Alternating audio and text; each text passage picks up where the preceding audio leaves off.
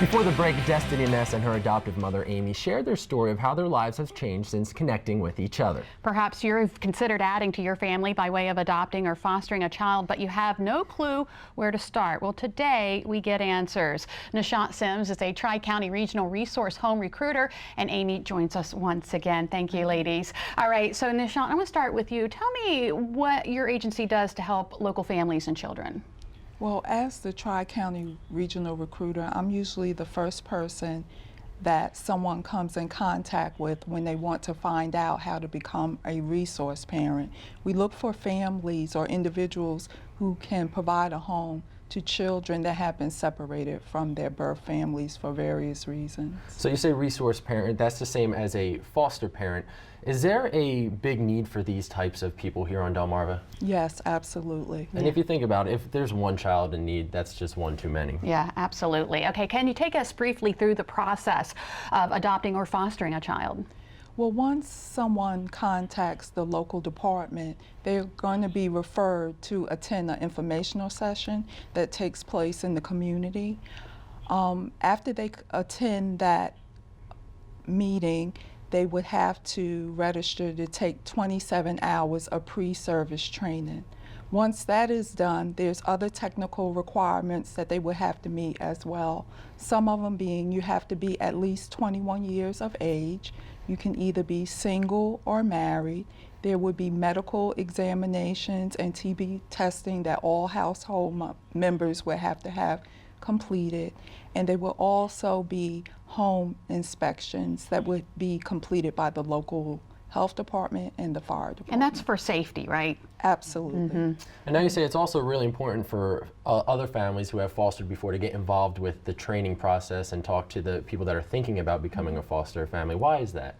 Well, right now we have families that help to co-facilitate in the pre-service training, because families really do want to hear from people that are actually fostering or adopting. Such as Amy. Yeah, Amy, you did this. Yes. So Yes, I have. what do you do in these meetings? What do you just answer questions? Yes, and share my experiences, whatever they need to hear. It does help to hear from other people's experiences. It Yeah. helped me when I went through that training. Yeah, to hear yeah, that. yeah, absolutely. That makes sense. Okay, so let's talk a little bit about adopting or fostering. I guess some people feel like it's a way for them to find a child, but really it's a way for a child to find a family. Is that right? Yes, that's very important for families to understand that the local department is committed to the best interest of the child and finding a home for them and meeting their needs. That's one reason why we do have the pre-service training. It's an opportunity for the family and the local departments to see if this is a right fit for Now, you. Amy, you were telling us before that your husband wasn't quite sure if fostering was right for you guys, but it turned out to be the perfect fit for your family. Yes, it took a while, and I had to wait for him to be ready. And when it was ready, it came with a bang. And as Amy told us, you know, they took in siblings as well. And is that something that you strive for families to do? Yes, the local departments are in need of finding families that are capable and that have the space to take in these sibling groups. We know that maintaining family relationships are very important. So those sibling bonds, we would definitely want to keep them intact. All right, last question. Amy, for those people who maybe have never considered fostering or adopting, why should they? If they have children of their own, what would they want if their children needed a family? They would want a family that would love their children just like they love their children.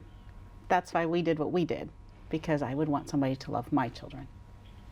So wonderful. Ladies, thank you so much for joining us. And of course, National Adoption Day tomorrow. And to read more about the process to adopt or foster a child, go to WBOC.com. Click on our picture at the top of the page. So heartwarming to see people who want to open their homes through adoption. A little later, we'll introduce you to some furry friends looking for a home in today's Pet Connect. And if you ever lost that pet, here are something as simple as taking a picture could have you finding Rover in no time. Delmarva Life will be right back.